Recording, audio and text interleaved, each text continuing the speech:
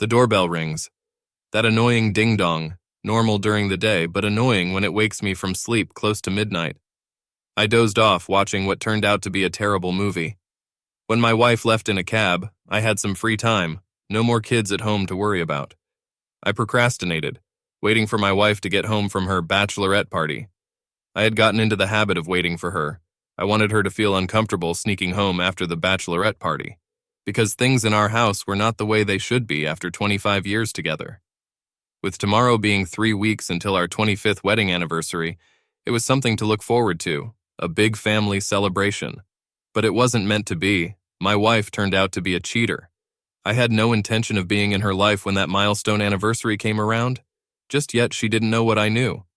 We married young, had kids quickly, and were now an empty nester. So there were no kids at home to worry about in the event of a breakup. The thing is, I had no intention of divorcing her. I had every intention of killing her.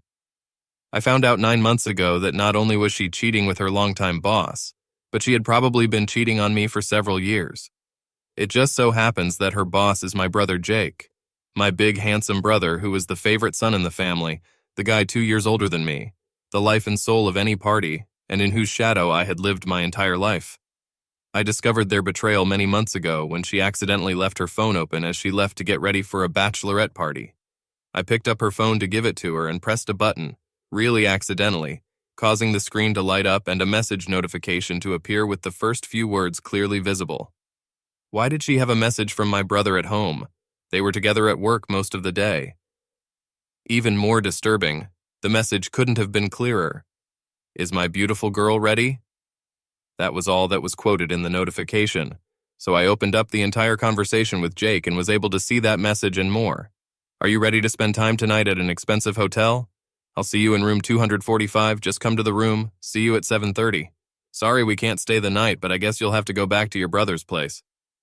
The messages were a tape full, and there was all the evidence that these two hunk had been cheating on me for months.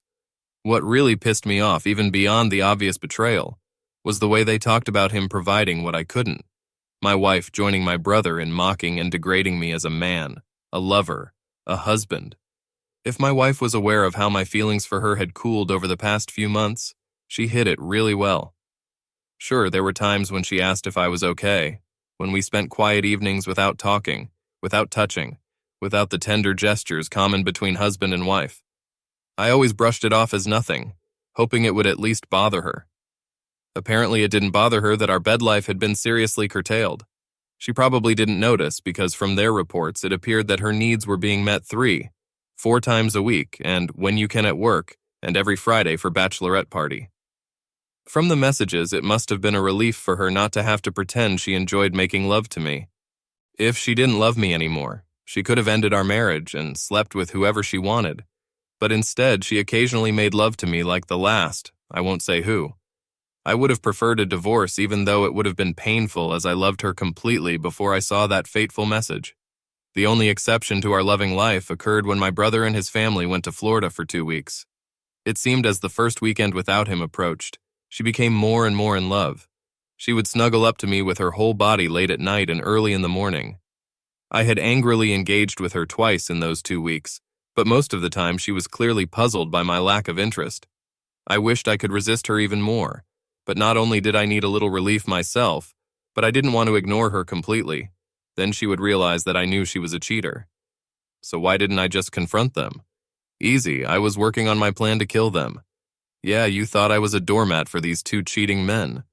No way, I was hoping to avoid a life sentence, but in the end, if that was the way the cards were stacked, I'd rather live with that than the pain of betraying my wife and brother. Over the long months, I had time to think through literally dozens of plans to end them. Of course, wishing them both dead was a big problem. They were usually only together when they were making love, or at work or at a family celebration. How to kill them in a way that wasn't too obvious that I had done it. I thought about paying for the action at a family outing out of town, but that would mean putting innocent lives at risk, not least my own, at a family gathering. I pondered whether there was a possible way to use carbon monoxide poisoning as a silent killer. Yes, there had been cases in hotels, but the place they used for their dates was state-of-the-art, using solar power for most heating and electricity needs, so it was unlikely. I thought about so many scenarios and saw problems in each one, and I started to feel like it was getting harder and harder to be normal around any of them, especially when we were all together as a big family. They were just being right, trying not to be too obvious, assuming their audience knew nothing about their affair. But for me, knowing they were cheaters of the worst kind, I saw fleeting glances and gestures, casual touches when they thought no one was looking. Sweet dove, making my rage grow for months. It made me sick to my stomach to realize what a high they got from showing each other how much they enjoyed the intimacy with each other that they weren't allowed to share together. In my opinion, their actions showed how much they disrespected me and almost certainly hated me. Why they hated me, I had no idea. I had always supported them, although I was a little jealous of my brother, and I never gave my wife any reason to disrespect me. I treated her well in and out of bed, and she never made love to me without at least one orgasm, and often more. Now I was almost at my wit's end. I had formed my final plan, however foolish it was. I had decided that I was going to expose their fraud and shoot them both, and then try my luck with the justice system, hoping to use a reference to temporary insanity. But what stopped me was the realization that I would almost certainly be sentenced to a long prison term, and my own life would be ruined as badly as theirs. Ideally, I would have liked to find a plan that would have allowed me to reveal to them what I knew, and have them live for a while in fear of waiting for divorce and the breakup of both families, while it was clear in my own mind that I would kill them. I just didn't see a way to accomplish that. I decided to kill them both shortly before our 25th anniversary. It was non-negotiable. I would not be celebrating my 25th anniversary with my wife. The anniversary happened to fall on a Saturday, so my final plan was to follow her to her usual Friday night bachelorette party at the hotel, find out what room they were in. Then blood would flow and I would look them both in the eye, killing them. Ding dong. Shit, someone's banging on the door. What a dumbass. Must have forgotten her keys. Coming, I shouted. But when I opened the door instead of my wife, there were two policemen standing there.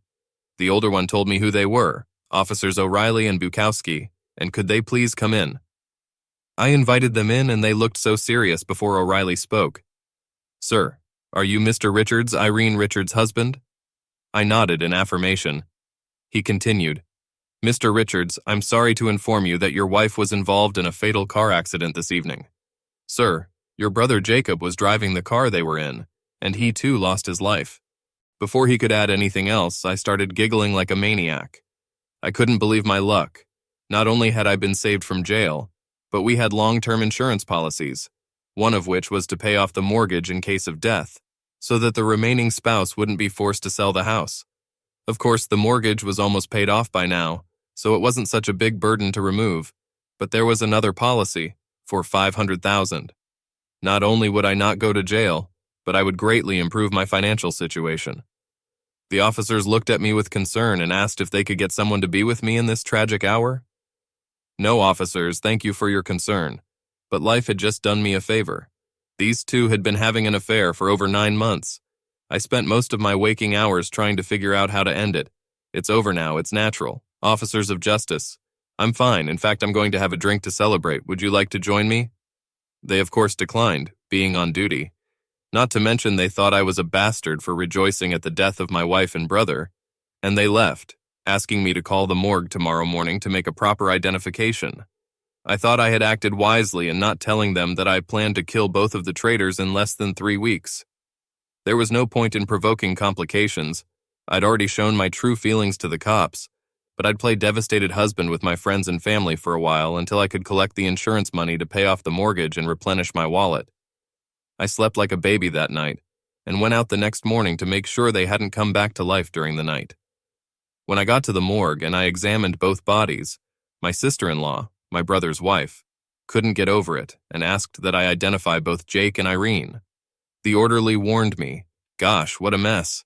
And yes, from the looks of them both, it probably happened fast, but oh, how I hoped they had time to realize what was coming next, and that it hurt a lot, no matter how fast. Turns out the driver of the 18-wheeler had driven too many miles and hours that day, fell asleep at the wheel and ran a red light, running them over, causing their car to fall apart into 2 separate pieces, and the passengers didn't stand a chance. How freaking sad. Thankfully, no resurrections had occurred overnight. Both corpses remained stone dead, ready for hellfire. Well, in her case, it would make a good cremation. If anyone wants her ashes, please do. Otherwise, I'll toss them in the nearest dumpster. My problems that I've been struggling with for 9 months are solved. I don't need to mess up my future, but in a way I would have loved to face them before I killed them. But it was still a great deal of luck. I got rid of the traitors with no repercussions to my future. Gotta love karma. Life goes on. But not for this pair of crooks. I could smile again after 9 months of heartbreaking agony. To hell with both of them.